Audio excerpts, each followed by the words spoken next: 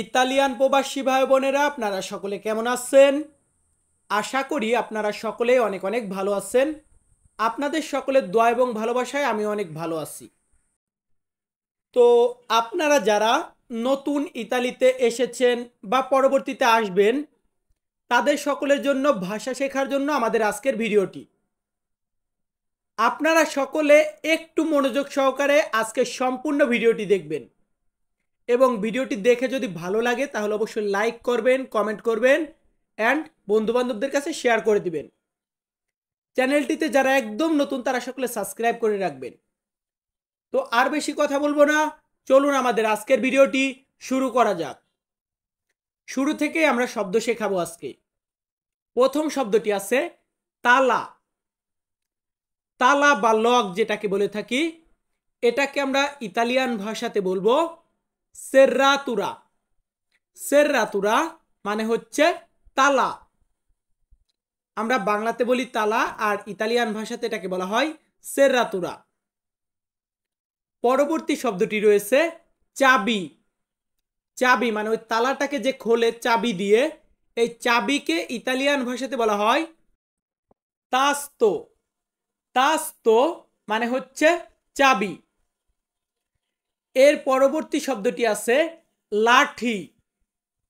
আমরা অনেক সময় লাঠির ব্যবহার করে থাকি। তো এই লাঠিকে আমরা ইতালিয়ান ভাষাতে বলবো বাস্তোনে।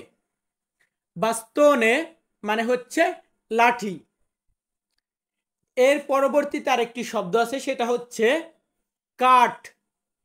আমরা বাংলাদেশে যেটাকে কাঠ বলি, এটাকে ইতালিয়ান ভাষাতে বলা হয় লেনিও।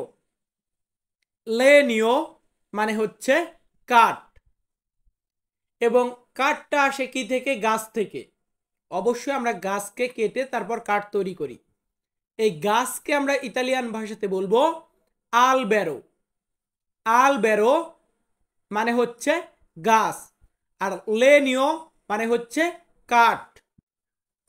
এর পরবর্তীতে আছে কি পাতা।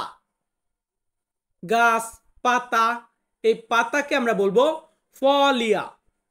ফলিয়া মানে হচ্ছে পাতা। গাছের যে পাতা হয় এবং গাছের কাঠ হয়, ফল হয়, তো পাতাকে আমরা বলবো ফলিয়া। এর পরবর্তীতে আরেকটি শব্দ আছে, সেটা হচ্ছে বাতাস। বাতাসকে আমরা বলবো ভেন্তো। ভেন্তো মানে হচ্ছে বাতাস। আবার আমরা এটাকে ভিন্নভাবে আরেকটাভাবে বলতে পারি, বায়ু বললে আরেকভাবে বলতে পারি। তো আমরা প্রথমে এটাই শিখিয়ে রাখি, ভেন্তো মানে হচ্ছে বাতাস। এর পরবর্তীতে আছে চারা। চারা বলতে কি গাছের যে চারা বা গাছের যে বীজ থেকে যে ছোট যে গাছটা জন্ম নেয়, এটাকে বলা হয় আলবেরেল্লি। আলবেরেল্লি বলা হয় এটাকে। কি বলবো বলুন তো, আমার সাথে সাথে বলবেন। আলবেরেল্লি মানে গাছের চারা বা চারা গাছ। এর পরবর্তী শব্দটি আছে খাদ্য। খাদ্য বা খাবার, এটাকে আমরা ইতালিয়ান ভাষাতে বলবো চিবো। চিবো মানে হচ্ছে খাদ্য বা খাবার। ইংরেজিতে এটাকে আমরা বলে থাকি ফুড। এর পরবর্তী শব্দটি আছে ক্ষুধা। ক্ষুধা আমরা বলি না আমার ক্ষুধা লেগেছে, বা আমরা আঞ্চলিক ভাষাতে গ্রামে এইভাবে বলে থাকি আমার খিদে লেগেছে। তো খিদে বা ক্ষুধা মূলত তো একই, মানে আমি খাদ্য চাই যখন। এটাকে আমরা বলবো ফামে। ফামে, ফামে মানে হচ্ছে ক্ষুধা বা ক্ষুধার্ত। এর পরবর্তীতে আছে সম্পূর্ণ। সম্পূর্ণ বা পরিপূর্ণ, এটাকে আমরা ইতালিয়ান ভাষাতে বলবো পিয়েনো। পিয়েনো মানে হচ্ছে সম্পূর্ণ বা পরিপূর্ণ, পিয়েনো। আর পরিপূর্ণ এর সাথে আমরা দিয়েছি খালি। খালি বা ফাঁকা, এটাকে আমরা ইতালিয়ান ভাষাতে বলতে পারি ভুয়তো। ভুয়তো মানে হচ্ছে খালি বা ফাঁকা, কোন একটা জিনিস খালি জিনিস, ফাঁকা জিনিস, এটাকে বলবো ভুয়তো। আর পিয়েনো মানে হচ্ছে সম্পূর্ণ বা পরিপূর্ণ। এর পরবর্তীতে আছে ছিদ্র। ছিদ্রকে আমরা ইতালিয়ান ভাষাতে বলবো বুকো। ইতালিয়ান শব্দার্থ বুকো মানে হচ্ছে ছিদ্র। তারপর আছে কি লোহা। লোহা, লোহার অনেক জিনিস কিন্তু আমরা ইউজ করি। তো এই লোহাকে আমরা ইতালিয়ান ভাষাতে বলবো ফেররো। কি বলবো বলুন তো, আমার সাথে সাথে বলবেন ফেররো। ফেররো মানে কি লোহা। বুকো মানে কি ছিদ্র। ভুয়তো মানে কি খালি। পিয়ানো মানে কি সম্পূর্ণ, এভাবে বলবেন। তো লোহার পরবর্তীতে আছে সোনা। সোনা যেটাকে আমরা বলে থাকি গোল্ড, এটাকে আমরা ইতালিয়ান ভাষাতে বলবো অরো। অরো মানে হচ্ছে সোনা বা স্বর্ণ। আর স্বর্ণের সাথে আরেকটা জিনিস আমরা ব্যবহার করে থাকি, সেটা হচ্ছে রূপা। রূপা, এটাকে আমরা ইতালিয়ান ভাষাতে বলবো আর্জেন্তো। আর্জেন্তো মানে হচ্ছে রূপা, আর অরো মানে হচ্ছে সোনা। তো আমরা আটটা করে দিচ্ছি, এগুলাকে মোবাইলে স্ক্রিনশট মারবেন বা খাতায় লিখে লিখে শিখে রাখবেন, মুখস্থ করে রাখবেন, পরবর্তীতে বাক্য তৈরি করে কথা বলবেন। তো এর পরবর্তী শব্দটি আছে কি উঠা। উঠা বা ওঠা, এটাকে আমরা ইতালিয়ান ভাষাতে বলবো আলসারসি। আলসারসি মানে হচ্ছে উঠা বা উঠে পড়া এমনটা। এবং উঠে পড়ার পরবর্তী শব্দটি আছে বসা। বসা বা কাউকে বলতেছি বসুন, এটাকে আমরা ইতালিয়ান ভাষাতে বলবো সেদুতা। সেদুতা মানে হচ্ছে বসা বা বসুন। আর উঠা, উঠা এটা হচ্ছে আলসারসি। এর পরবর্তী শব্দটি আছে হাঁটা। মানে আমরা হেঁটে বেড়াই না, হাঁটাহাঁটি করা, এটাকে আমরা ইতালিয়ান ভাষাতে বলবো কাম্মিনারে। কাম্মিনারে ইতালিয়ান শব্দার্থ, এটার বাংলা হচ্ছে হাঁটা। আমাদের এর পরবর্তী শব্দটি এখানে আছে আশা। আশা, এটাকে বলা হয় ভেনিরে। ইতালিয়ান শব্দার্থ ভেনিরে মানে কি আশা। ধরুন আপনার কোনো বন্ধু আসবে, তো এই ক্ষেত্রে আমরা এই আশার ক্ষেত্রে আমরা ইংরেজিতে বলি কাম, এবং ইতালিয়ান ভাষাতে আমরা বলবো ভেনিরে। এর পরবর্তী শব্দটি আছে কি সময়।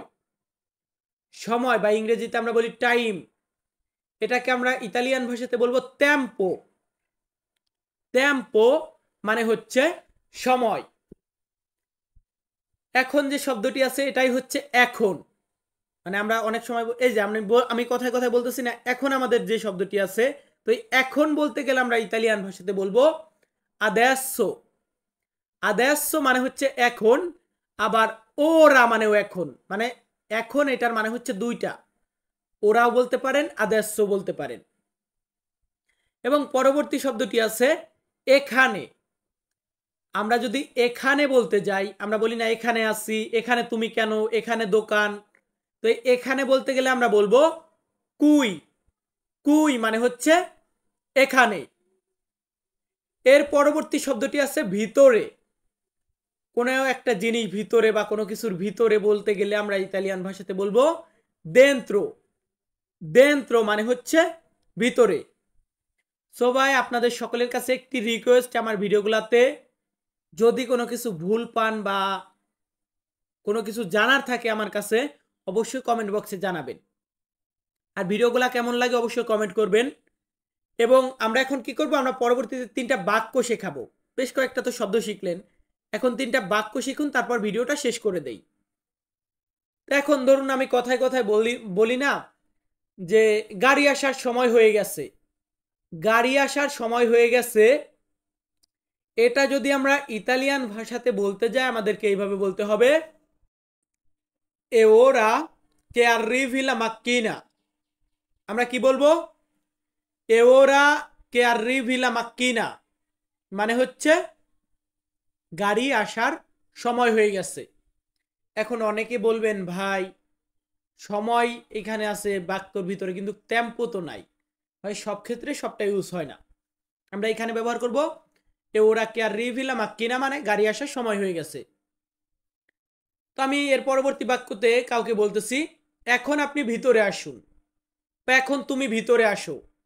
এটা যদি আমি ইতালিয়ান ভাষাতে বলতে যাই, আমি এইভাবে বলবো adesso entri tu। adesso entri tu, এখানে adesso মানে এখন, entri tu মানে ভিতরে আসুন বা তুমি ভিতরে আসো, entri tu মানে। এর পরবর্তীতে একটি বাক্য আছে, সেটা হচ্ছে রুমের চাবি কোথায় আছে? ধরুন আমি আর আপনি একজন মানে আপনি আমার রুমমেট আর আমি আপনার রুমমেট, একই রুমে থাকি ২ জন। বাট আপনি একটা জায়গায় চাবি রেখে কোথাও চলে গেছেন। তো আমি বলতেছি রুমের চাবি কোথায় আছে? এটা জিজ্ঞাসা করতে গেলে আমি বলবো এইভাবে, "Dove la chiave della stanza?" "Dove la chiave della stanza?" মানে রুমের চাবি কোথায় আছে? "Dove la chiave?" কোথায় আছে চাবি, "della stanza?" রুমের। ভিউয়ার্স, আমি তন্ময় তপু প্রতিনিয়ত ইতালি প্রবাসীদেরকে ভাষা শেখানোর জন্য ভিডিও করি। আপনি যদি একজন ইতালি প্রবাসী হয়ে থাকেন, তাহলে ইতালিয়ান ভাষাতে কথা বলা শেখার জন্য আপনি চাইলে চয়েস করতে পারেন আমার চ্যানেলটি। আর ভিডিওগুলা যদি ভালো লাগে বন্ধু-বান্ধবদেরকে বলবেন যে তন্ময় তপু অফিসিয়াল এই ইউটিউব চ্যানেলটা থেকে ভাষা শিখতে। আর আমাদের আজকের ভিডিওটা এতটুকুই। সকলে ভালো থাকবেন, সুস্থ থাকবেন। হয়তো আবারও দেখা হবে নতুন কোনো ভিডিওতে। ধন্যবাদ।